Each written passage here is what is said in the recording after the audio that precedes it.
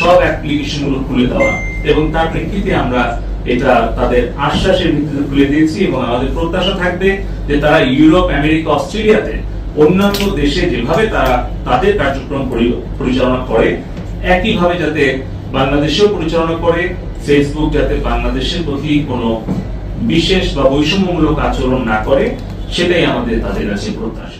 মাননীয় প্রধানমন্ত্রী ফেসবুক এখানে ব্যবসা করছে, বিলিয়ন ডলারের ব্যবসা করছে, সেখানে আপনি প্রত্যাশা কেন করছেন? কেন প্রত্যাশা করে, কেন বাধ্য করছেন না আপনি? আপনি সরকার, আপনি সরকার।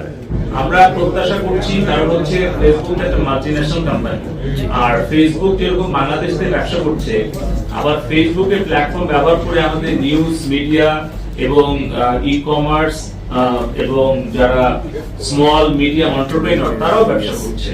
তো এটা আমাদের উভয়েরই স্বার্থ রয়েছে।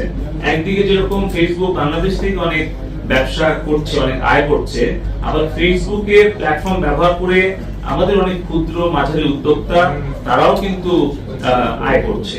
ফলে আমরা চাচ্ছি যে বিশ্বের সকল যারা নেতৃত্ব দানকারী প্রযুক্তি সংস্থা, সোশ্যাল মিডিয়া প্ল্যাটফর্ম, তাদের আসলে ইতিবাচক ব্যবহারটা বাংলাদেশের জন্য কিভাবে করতে পারি সেটি আমাদের লক্ষ্য। সে কারণে আমরা সকলের সাথে সমন্বয় করে কাজ করতে